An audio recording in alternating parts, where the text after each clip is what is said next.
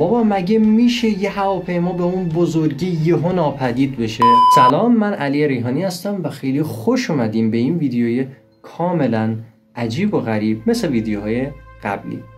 همونطور که بهتون گفتم توی این ویدیو قراره در مورد پرواز MH370 کاملا عجیب و رازآلود صحبت بکنیم. حتما تا آخر ویدیو همراه من باشید. دکمه لایک رو از همین الان بزنید تا بریم سراغ ادامه ویدیو. پرواز MH370 مال خطوط هوایی مالزی بود توی تاریخ 8 مارچ 2014. قرار بود از کوالالامپور به پکن بره. هواپیمای بوئینگ 777 یکی از امن‌ترین، همونطور که خودتون میدونید دیگه، یکی از امن‌ترین هواپیماهای دنیاست.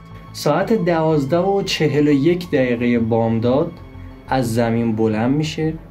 همه چیز کاملا نرمال بود تا وقتی که رسید به منطقه‌ای به اسم آیگاری وی پوند.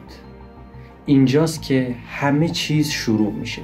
دقیقاً توی این نقطه خلبان میگه شب بخیر MH370 و این آخرین حرفیه که از این کابین شنیده شده. چند دقیقه بعد هواپیما به طور کاملا عجیب از رادار ناپدید میشه و دیگر انگار وجود خارجی نداشته. در عرض چند ساعت دولت‌ها شروع میکنن به جستجو کردن، ولی عجیب ترین قصه ماجرا همینجاست که اطلاعات رادارهای نظامی نشون میداد MH370 مسیرش رو تغییر داده و به جای اینکه به سمت شمال بره چرخیده و به سمت غرب رفته و بعدش به سمت جنوب.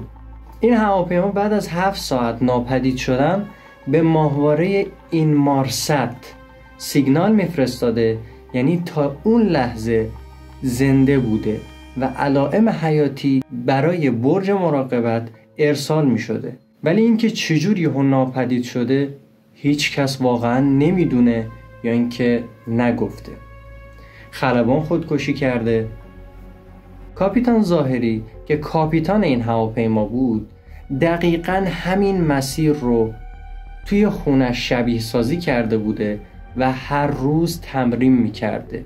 این هم یه مدرک عجیبه، اما آنتی فکت این قضیه اینه که هیچ مدرک قطعی از نیت خودکشی توی خونش پیدا نشد. یه عده میگن احتمال داره این سیستم هک شده باشه. نظریه‌ای که وجود داره اینه که MH370 هک شده باشه یا یه حمله سایبری صورت گرفته باشه از راه دور، یا اینکه یک کسی کنترلش میکرده یا هر چیز دیگه ای.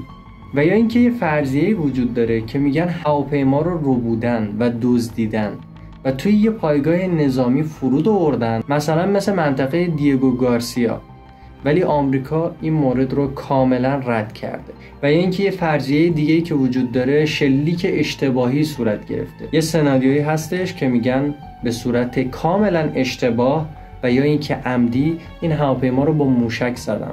ولی هر چیزی که هست یک سری از مدارک و چیزهایی که مرتبط با این هواپیماست تا الان گفته نشده و یا اینکه نخواستن بگن.